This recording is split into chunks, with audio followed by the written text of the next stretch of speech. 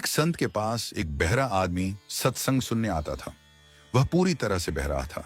उसके कान थे, लेकिन वे नाड़ियों से जुड़े नहीं थे। वह एक शब्द भी नहीं सुन सकता था। एक दिन कुछ लोग संत से कहते हैं, बाबा जी, वह जो वृद्ध आदमी बैठते हैं, वे कथा सुनते सुनते हंसते हैं, लेकिन वह बहरे हैं। वे दो बार हंसते हैं, एक तो जब बाकी लोग हंसते हैं और दूसरा जब वे अनुमान से कुछ समझकर हंसते हैं। संत जी ने सोचा, वह बहरा है तो कथा सुनने क्यों आता है? संत जी ने देखा कि वह व्यक्ति रोज समय पर सत्संग में आता था और घंटों बैठा रहता था, कभी उठकर नहीं जाता था। यह देख संत जी को और अधिक कौतूहल हुआ। उन्होंने सोचा, अगर वह बहरा है तो कथा क्यों सुनता है? यदि वह कथा नहीं सुन सकता तो उसे रस नहीं आएगा और फिर वह यहाँ क्यों बैठेगा? संत जी ने उस वृद्ध को बुलाया और उसके कान के पास ऊंची आवाज में पूछा, क्या तुम्हें मेरी आवाज सुनाई देती है? वृद्ध ने कहा, क्या बोले महाराज? संत जी ने फिर से आवाज और ऊंची कर पूछा, जो मैं कह रहा हूं क्या वह सुनाई पड़ता है?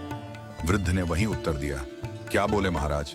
अब संत जी समझ गए कि वह व्यक्ति वास्तव में पूरी तरह से बहरा है।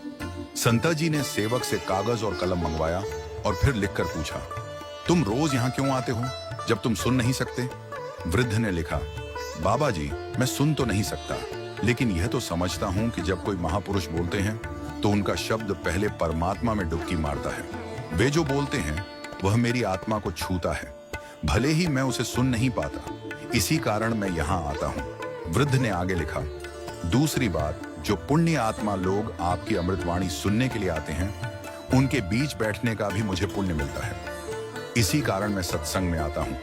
मुझे तो आपका आशीर्वाद और वाणी का प्रभाव अपने शरीर में महसूस होता है। संत जी ने देखा कि यह वृद्ध व्यक्ति तो गहरी समझ वाला और आध्यात्मिक दृष्टि से संपन्न है।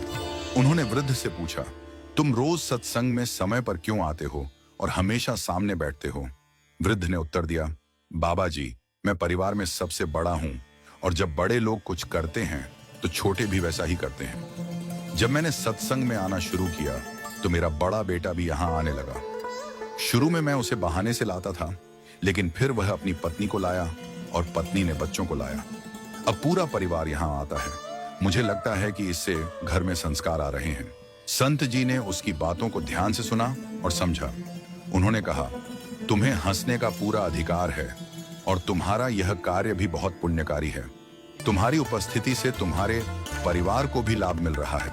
सत्संग और ब्रह्मचर्चा का पुण्य इतना महान होता है कि भले ही कोई सुन न पाए, केवल वहां उपस्थित होने मात्र से वह व्यक्ति जीवन के पाप और ताप से मुक्त हो जाता है। अगर उसे समझ न आए तो भी वह व्यक्ति धीरे धीरे आत्मज्ञान के रास्ते पर चलता है। संत जी ने बताया कि सत्संग और ईश्वर की भक्ति का प्रभाव हर किसी पर होता है, चाहे वह सुनने में सक्षम हो या नहीं। यह एक ऐसा पुण्य है जो जन्मों तक लाभ देता है। इसलिए यह जरूरी नहीं कि हमें हर शब्द सुनने की आवश्यकता हो, बल्कि हमें केवल वहां उपस्थित रहकर उस दिव्य ऊर्जा और वाणी का अनुभव करना चाहिए। इससे यह शिक्षा मिलती है कि सत्संग में केवल भाग लेना ही पर्याप्त है, चाहे हमें कुछ समझ न आए। ईश्वर की वाणी का प्रभाव एकाग्रता और मनन से मनुष्य के जीवन में शांति और सुख लेकर आता है।